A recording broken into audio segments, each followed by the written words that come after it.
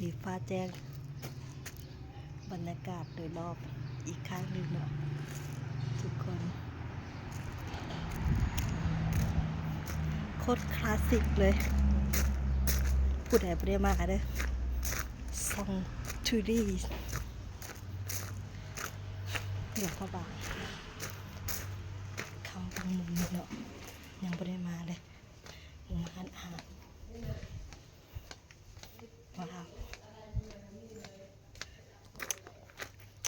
ว้ายมันอย่างจะขนาดนี้ทุกคนว้าวบรรยากาศรอบนอก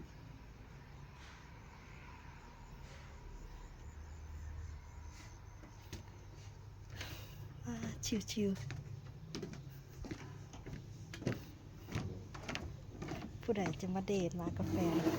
มาเด้อทุกคนชิวขนาดเลย